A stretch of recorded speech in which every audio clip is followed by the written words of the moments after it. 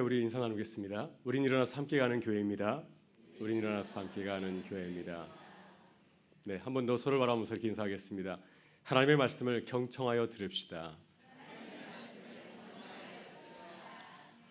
네, 미국 워싱턴 대학교의 사회학과 비교 전략을 가리키는 로니 스타크라고 하는 교수가 있습니다. 이분이 로마 제국 내에서 초기 기독교의 발전과 성장, 부흥에 대해 굉장히 관심이 많습니다.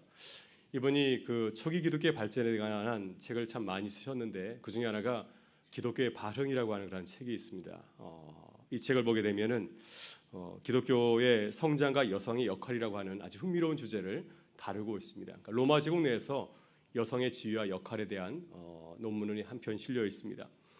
이 스타크의 저서에 따르면 당시 로마 제국의 문화는 대단히 남성 중심적인 문화였다고 합니다. 그래서 로마 제국 내에서 많은 여성들이 기독교에 대해서 매력을 가질 수밖에 없었다고 하는 것입니다.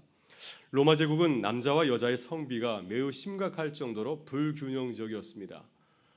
남성 135명 내지 140명당 여성의 비율은 100명이었다고 합니다. 그래서 이 로마 사회는 현저하게 여성이 부족한 사회였습니다.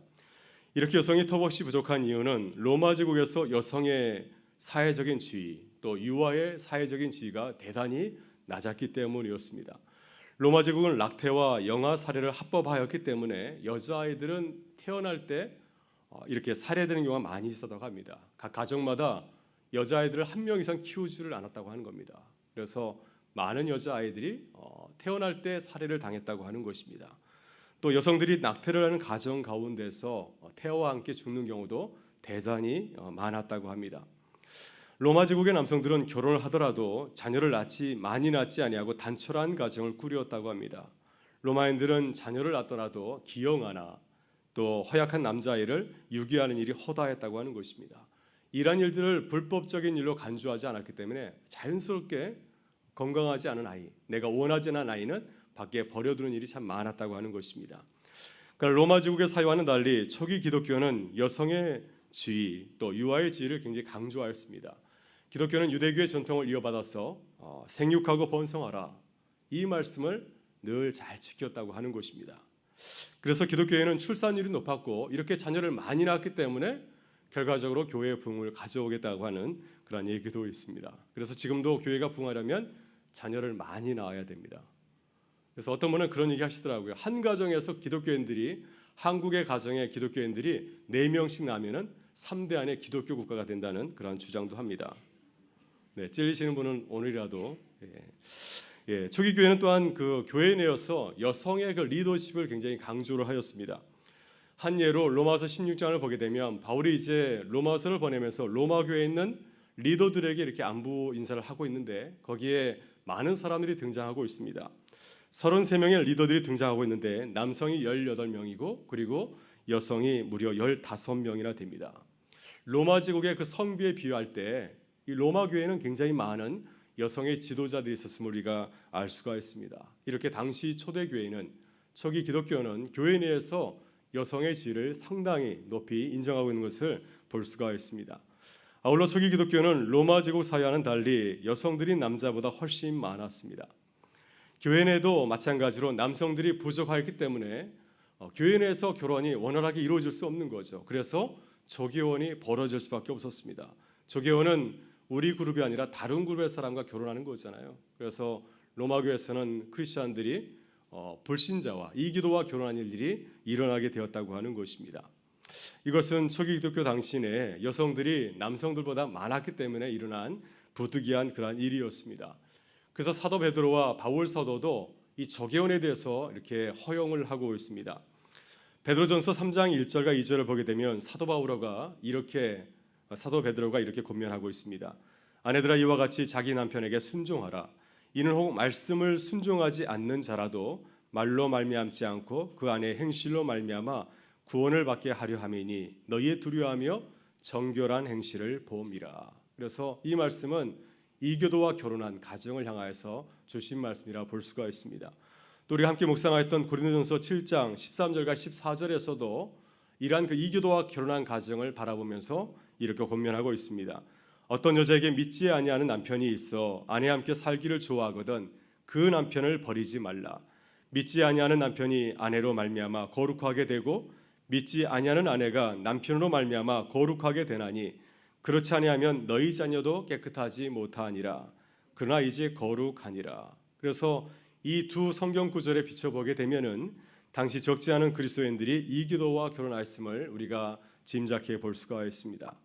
아마도 교회 안에서 여성들이 특별히 남성 배우자를 잡지 못하였기 때문에 부득이하게 교회 밖에 있는 이교도들과 결혼한 것이 아닌가 하는 생각이 듭니다. 물론 교회가 이러한 사실을 적극적으로 권하진 않았습니다. 부득이한 일이었기 때문에 교회는 이것을 용인하고 그리고 또한 그렇게 결혼한 가정을 향하여서 적극적으로 아직 주님을 영접하지 못한 이교도 배우자들을 주의 전으로 인도할 것을 이렇게 당부를 하고 있습니다. 지금도 여자 청년들이 교회 안에서 남자 배우자를 찾기가 참 어렵다고 호소를 하고 있습니다. 교회 안에 믿음 좋은 청년들을 찾아보기가 쉽지 않기 때문이겠죠. 따라서 우리 자녀들이 좋은 믿음의 자녀 배우자를 만나지 못했을 경우에 우리가 좋은 배우자를 만날 수 있도록 기도해야 되지만은 현실적으로 믿음의 배우자를 만나지 못하고 또한 불신자 자녀와 결혼한 경우가 종종 일어나고 있습니다. 그때 우리는 바울 사도나 베드로 사도와 같이 자녀들의 결혼 생활을 잘 인도해야 됩니다. 초기 기독교의 많은 여성들이 이교도 남편들을 감화시켜서 기독교로 개종한 것처럼 우리 자녀들이 설사 믿지 않은 자녀와 결혼했다 할지라도 그 가정이 믿음의 가정이 될 수 있도록 우리가 잘 가르치고 또 인도해야 할 줄 믿습니다. 그래야 교회가 믿음의 가정을 이루고 또 믿음 안에서 더욱더 든든히 서갈 수 있기 때문입니다. 바로 이것이 초대교회와 마찬가지로 우리 시대도 우리가 늘 기억하면서 기도해야 될 중요한 기도 제목이 아닌가 생각이 듭니다. 여러분, 우리가 잠시 사도 바울이 활동하던 초기 기독교의 사회적인 분위기를 한번 살펴보았습니다. 오늘 우리가 나누고자 하는 고린도전서 7장의 말씀은 이러한 역사적인 분위기, 이러한 사회적인 분위기 속에서 바울 사도가 고린도 교회와 또한 교우들에게 주신 하나님의 말씀입니다. 다시 말해서 이 말씀은 역사적으로 무관하게, 역사적인 상황과 무관하게 주어진 말씀이 아니라 구체적인 상황 가운데서 주신 말씀이라고 하는 말씀입니다. 그래서 우리가 이러한 사회적인 분위기를 충분히 이해해야만 사도 바울이 고린도 교회에 주신 그 말씀의 깊은 뜻을 우리가 헤아려 볼 수가 있습니다. 또 그래야 우리가 이 말씀을 우리의 삶에 바르게 적용할 수 있을 줄 믿습니다. 오늘 읽은 고린도전서 7장 25절부터 40절의 말씀은 처녀들에게, 특별히 결혼하지 않은 처녀들에게 주신 말씀이고, 또 마지막에 있는 38절부터 40절의 말씀은 이제 배우자와 사별한 가정을 향해서 주신 그러한 말씀입니다. 고린도전서 7장 전법의 말씀이 결혼하신 분들에 대해서 하신 말씀이라고 한다면, 이제 후반부는 결혼하지 않은 처녀들과 또 사별한 가정을 향해서 주신 말씀입니다. 오늘 저는 본문에서 우리가 기억해야 할 중요한 말씀이 28절에 있다고 생각합니다. 28절의 말씀을 같이 한번 읽어보겠습니다. 그러나 장가가도 죄짓는 것이 아니요 처녀가 시집가도 죄짓는 것이 아니로되 이런 이들은 육신의 고난이 있으리니 나는 너희를 아끼노라. 아멘. 바울은 처녀와 총각들에게, 결혼하지 않은 분들에게 이렇게 권면하고 있습니다. 바울의 입장은 무엇입니까? 결혼하지 아니하고 독신으로 지내는 것이 좋다, 이렇게 말씀하고 있습니다. 그런데 바울이 이러한 권면을 하는 입장은 신학적인 입장이 아닙니다. 목회적인 관점에서 이 말씀을 주고 있는 것이죠.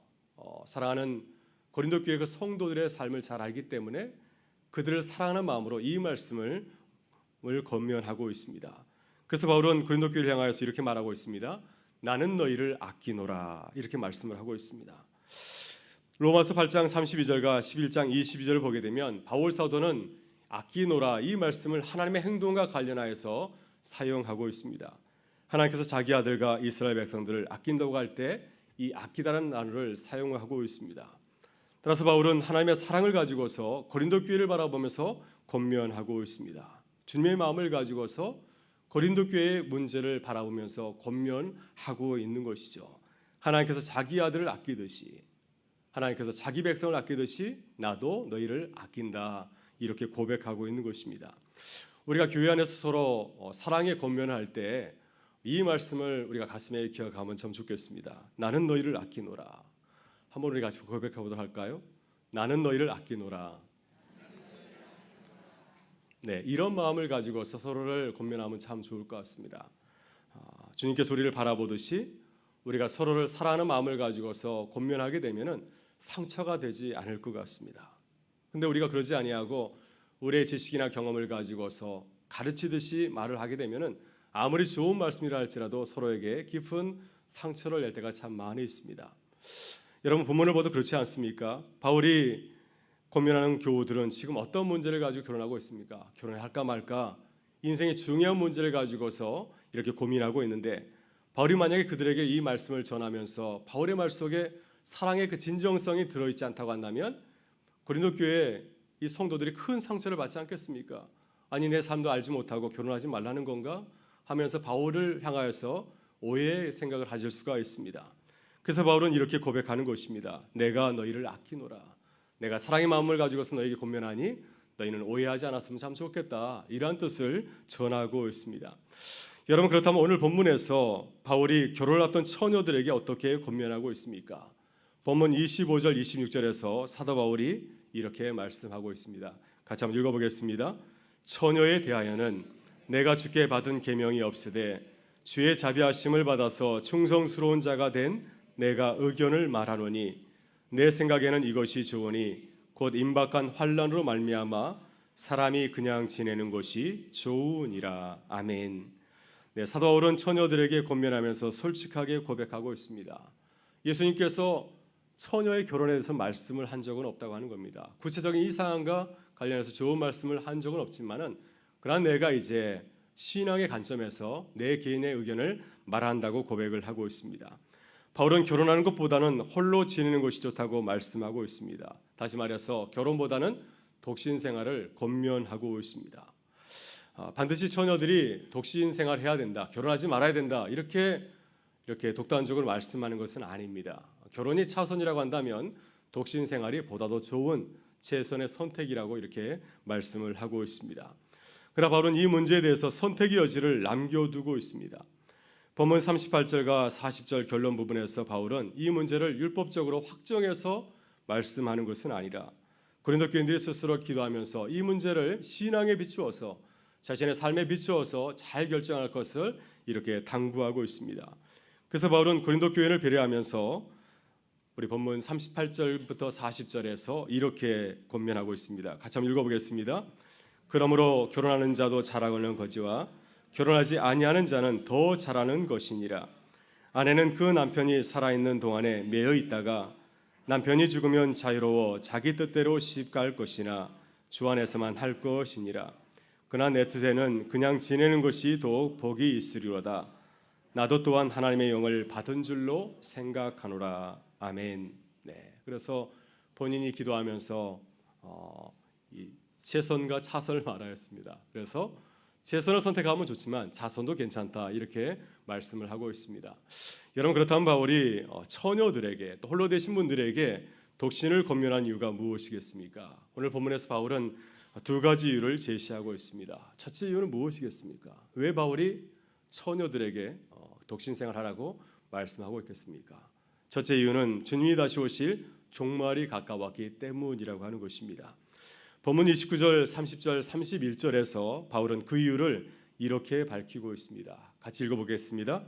형제들아 내가 이 말을 하노니 그 때가 단축하여진 고로 이후부터 안에 있는 자들은 없는 자같이 하며 우는 자들은 울지 않는 자같이 하며 기쁜 자들은 기쁘지 않은 자같이 하며 매매하는 자들은 없는 자같이 하며 세상 물건을 쓰는 자들은 다 쓰지 못하는 자같이 하라. 이 세상의 외형은 지나감이니라. 아멘. 네, 바울이 29절에서 왜 처녀들이 결혼을 하시면 안 되는가, 왜 독신 생활이 좋은지를 이렇게 밝히고 있습니다. 그때가 단축하여진 고로, 그때가 단축되었다고 하는 것입니다.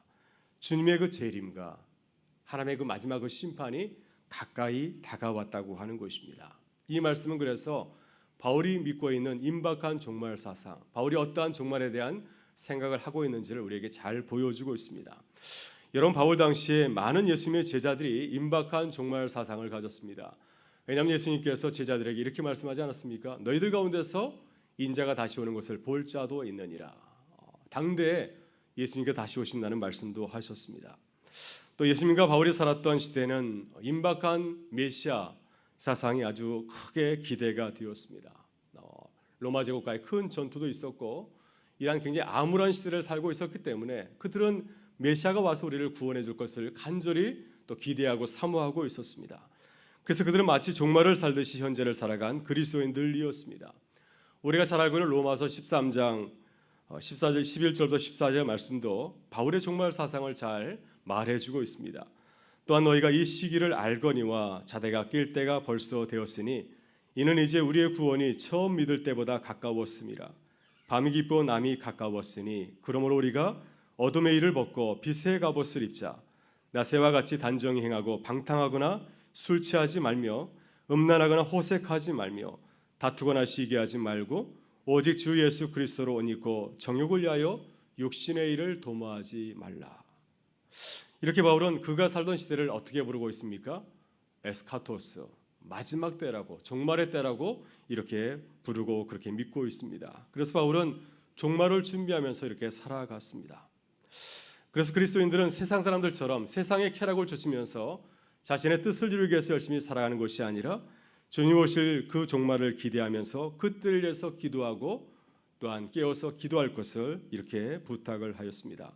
세상 사람들처럼 울 만한 그런 이때 할지라도 울지 아니하고 기뻐하는 일이다 할지라도 크게 기뻐하지 아니하고 또 세상 사람들처럼 매매하는 일도 하지 않으면서 그때를 살아가듯이 마지막 때를 준비할 것을 당부하였습니다. 여러분, 이렇게 그리스도인에게 세상 일로부터 거리를 두라는 이유는 무엇이겠습니까? 이 세상의 모든 외형은, 우리의 눈에 보이는 모든 것들은 이제 영원히 이곳에 거하는 것이 아니라 잠시 있다가 사라지기 때문입니다. 종말이 오면 우리는 영원한 세계로 들어가게 되고 이 세상의 모든 것들은 다 우리의 시야에서 사라지기 때문에 그렇습니다. 그래서 세상의 미련을 들고 살아가지 말라고 하는 것입니다. 그래서 바울은 종말의 관점에서, 이렇게 임박한 종말의 관점에서 처녀들에게 독신 생활을 권면하는 것입니다. 여러분, 결혼은 하나님께서 제정하신 거룩한 제도이죠.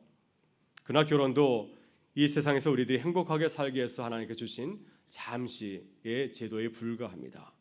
종말을 맞이하게 된다면 주님이 다시 오실 그 이후에는 더 이상 결혼은 존재하지 않습니다. 여러분, 사두개인들이 예수님이 예루살렘에 올라가게 되었을 때 예수님에게 물었습니다. 종말에 어떻게 됩니까? 어떤 사람이 7명의 남자를 맞이하였는데 그렇다고 한다면 종말을 맞이했을 때, 부활했을 때 그의 가정은 어떻게 됩니까? 이러한 아주 이상한 질문을 던졌을 때 예수님께서는 부활 이후의 결혼에 대해서 분명히 말씀하였습니다. 부활 때는 장가도 아니가고 시집도 아니가고 하늘에 있는 천사들과 같으니라. 마지막 때에는 결혼도 다 사라지게 된다고 하는 것이죠. 그래서 우리가 독신을 권면하는 바울의 말씀을 오해해서는 안 됩니다. 이 말씀을 가지고서 아직 결혼하는 자녀에게 결혼하지 말라고 한단다 이렇게 말하면 그건 큰 오해가 되고 그러니까 그런 말씀 절대 하시면 안 되겠습니다. 여러분, 이 말씀에 근거해서 독신 생활을 주변에 말하게 되면 우리 교회가 굉장히 이상한 교회가 될 수가 있습니다. 그래서 바울도 이 말씀을 주님이 주신 말씀이라 말하지 아니하고 개인적인 의견이라고 앞에 밝히고 있습니다. 바울은 임박한 종말을 살아갔기 때문에 임박한 종말을 앞두고는 결혼도 하지 않는 것이 참 좋겠다 이렇게 말씀한 것이었습니다. 그러나 우리들이 종말에 대한 바울의 태도를 우리가 배울 수 있기를 바랍니다. 우리는 임박한 종말 사상을 가지고 있지 않기 때문에 얼마든지 교월도 할 수 있습니다. 그러나 이 세상의 모든 것들은 다 사라지는 것이 아니겠습니까? 그러게 우리는 이 세상에 너무 집착하며 살아갈 필요는 없다고 하는 것입니다. 우리의 결혼 생활도 주님이 오실 종말을 기대하고 바라보아야 됩니다. 이 세상에서 영원히 결혼 생활할 것처럼 살아가는 것이 아니라 주님 오실 그 날을 바라보면서 준비하며 살아가는 결혼 생활이 주님 보시기에 아름다운 결혼 생활이 아니겠습니까? 종말을 준비하는 우리의 가정과 결혼 생활이 될 수 있기를 주의 이름으로 축원합니다. 두 번째, 바울이 독신 생활을 권면하는 이유는 주님을 기쁘게 섬기기 위해서입니다. 본문 35절에서 바울은 처녀들에게 독신 생활의 유익한 점을 이렇게 권면하고 있습니다. 우리 35절의 말씀을 같이 한번 읽어보겠습니다. 내가 이것을 말하면 너희의 유익을 위함이요 너에게 올무를 놓으려 함이 아니니 오직 너희로 하여금 이치에 합당하게 하여 흐트러짐이 없이 주를 섬기게 하려 함이라. 아멘. 사도 바울은 고린도 교회 처녀들에게 독신 생활을 권하는 선한 이유를 말씀하고 있습니다. 바울은 이것을 그들에게 올무를 씌우기 위해서, 그들을 방해하기 위해서 하는 말씀이 아니라고 먼저 밝히고 있습니다. 바울이 이렇게 말씀하는 이유는 무엇입니까? 그들을 돕기 위해서, 그들을 유익하게 하기 위해서 이 말씀을 하고 있다고 말씀을 하고 있습니다. 바울은 32절부터 34절에서 독신 생활이 어떻게 처녀들에게 유익한지를 이렇게 비교해서 말씀을 하고 있습니다. 우리 32절부터 34절의 말씀을 같이 한번 보겠습니다. 너희가 염려 없기를 원하노라. 장가가지 않는 자는 주의 일을 염려하여 어찌하여 주를 기쁘시게 할까 하되, 장가간 자는 세상 일을 염려하여 어찌하여 아내를 기쁘게 할까 하여 마음이 갈라지며, 시집을 가지 않는 자와 처녀는 주의 일을 염려하여 몸과 영을 다 거룩하게 하려 하되, 시집간 자는 세상 일을 염려하여 어찌하여 남편을 기쁘게 할까 하느니라. 아멘. 바로 지금 두 사람을 비교하고 있습니까? 장가간 사람과 장가가지 아니한 사람을 비교해서 말하고 있습니다. 장가가지 않은 사람은 가정에 매이지 않기 때문에 주의 일을 위해서 살아갈 수가 있습니다. 항상 주의 일을 우선순위에 두고 주의 일을 하면서 살아가는 기쁨을 누릴 수가 있습니다. 이것이 독신 생활의 장점이라고 하는 것이죠. 사도 바울도 결혼하지 않았기 때문에 평생 동안 주의 복음을 열심히 다니면서 전할 수가 있었습니다. 그래서 바울은 누구보다도 독신 생활이 주는 영적인 유익함을 잘 알고 있었습니다. 그래서 이렇게 자신 있게 독신 생활을 처녀들에게 권하고 있는 것이 아니겠습니까? 그러나 장가간 사람이나 시집을 간 사람은 마음이 하나가 되지 못하고 갈리게 되어 있습니다. 항상 가정을 생각하고 아내나 남편을 기쁘시게 하기 위해서 또 염려를 해야 됩니다. 그래서 온전히 주를 섬기며 살아갈 수가 없습니다. 만약 주를 온전히 섬기게 되면 가정에 불화가 생길 수밖에 없지 않겠습니까? 그래서 결혼한 사람들은 어쩔 수 없이 배우자를 위해서 마음을 준비해야 되기 때문에 온전히 주님을 섬길 수 없다고 하는 것입니다. 바로 이것이 바울 사도가 처녀들에게 독신 생활을 권면하는 중요한 이유입니다.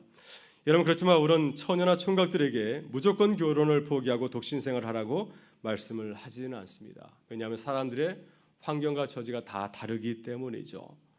바울은 꼭 결혼해야 할 상황이라면 기쁘게 결혼하고, 또 결혼하지 아니하고 그냥 독신 생활을 할 수 있는 그러한 형편이라고 한다면 또 독신 생활을 하라고 이렇게 이중적으로 말씀을 하고 있습니다. 36절과 37절에서 이렇게 권면하고 있습니다. 같이 한번 읽어보겠습니다. 그러므로 만일 누가 자기의 약혼녀에 대한 행동이 합당하지 못한 줄로 생각할 때에 그 약혼녀의 혼기도 지나고 그같이 할 필요가 있거든 원하는 대로 하라. 그것은 죄짓는 것이 아니니 그들로 결혼하게 하라. 그러나 그가 마음을 정하고 또 부득이한 일도 없고 자기 뜻대로 할 권리가 있어서 그 약혼녀를 그대로 두기로 하여도 잘하는 것이니라. 아멘. 네, 아멘 하셨습니다. 네, 여러분, 바울의 그 최종적인 선택은 각자에게 이렇게 맡겨두고 있습니다. 각자가 알아서 기도하면서 신중하게 결정할 것을 이렇게 부탁을 하고 있습니다. 그래야 이 일에 대해서 남에게 책임을 돌리지 아니하고 자신이 책임 있게 그 삶을 걸어갈 수 있기 때문입니다. 그래서 우리는 마지막으로 바울이 당부하는 말씀을 귀에 담아야 됩니다. 40절에서 이렇게 권면하고 있습니다. 그러나 내 뜻에는 그냥 지내는 것이 더욱 복이 있으리로다. 나도 또한 하나님의 영을 받은 줄로 생각하노라. 여러분, 바울은 세상의 부귀영화를 배설물처럼 여기고 주를 위해서 살아간 사도입니다. 그가 포기한 것 가운데에는 결혼 생활도 포함되어 있습니다. 가정 생활도 포함이 되어 있습니다. 바울은 분명한 삶의 목적을 위해서 결혼도 포기하고 가정 생활도 포기하고 독신 생활을 하였습니다. 주를 온전히 섬기기 위해서 그는 자청하여서 독신 생활을 선택한 것이었습니다. 여러분, 우리가 이 마음을 배울 수 있기를 바랍니다. 우리가 이미 결혼했다 할지라도 우리의 우선순위는 주님을 섬기는 것이 아니겠습니까? 우리가 가정을 돌보고 배우자를 기쁘게 하기 위해서 노력하는 궁극적인 이유도 어디에 있습니까? 주님을 기쁘시게 하기 위해서 하는 것이 아니겠습니까? 우리 가정이 주님을 기쁘시게 하는 주님의 나라를 만들어가기 위해서 애를 쓰는 우리 교우들의 가정 생활이 되실 수 있기를 주의 이름으로 축원합니다. 이러한 분명한 의식을 가지고 살아간다면 우리가 비록 결혼했다 할지라도 우리의 가정에서도 하나님의 뜻을 이루는 귀한 기쁨을 누리게 될 줄 믿습니다. 여러분, 제가 지난 월요일과 화요일 장로의 신학대학교를 방문하고 돌아왔습니다. 신학교 졸업 25주년을 맞이하여서 우리 동기 목사님들이 함께 모였는데, 올해가 장로의 신학대학교 117주년인데 저희 동기 목사님들이 117명이 왔습니다. 그래서 참 묘하다 이런 하면서 감사를 드렸는데요. 지난 화요일 장로신학대학교 이제 개교 110주년 개교 기념 예배를 드릴 때 성경 말씀을 읽는 그 시간에 이 성경 봉독을 맡은 교수님께서 이렇게 말씀을 하였습니다. 그러니까 성경을 읽기 전에 이렇게 말씀하였습니다. 하나님의 말씀을 경청하십시오. 경청이라는 말씀을 제가 예배 시간에 처음 들었습니다. 근데 그 말씀이 제 가슴에 박히더라고요. 하나님의 말씀을 경청해서 듣고 그 말씀에 순종해야지 하는 그 마음의 소리를 제가 듣게 되었습니다. 오늘 우리도 이 말씀을 경청해서 들으실 수 있기를 바랍니다. 이 말씀을 우리의 가슴판에 새기고 살아갈 수 있기를 바랍니다. 이 시대 많은 가정들이 신음하고 진통하고 있습니다. 이 어려운 시대에 하나님께서 우리에게 주신 가정을 잘 섬길 수 있기를 바랍니다. 그래서 우리의 가정을 통해서 하나님의 뜻을 드러내고 하나님을 기쁘시게 하는 주님의 사람들 되실 수 있기를 주의 이름으로 축원합니다. 함께 기도하시겠습니다. 하나님 감사합니다. 오늘도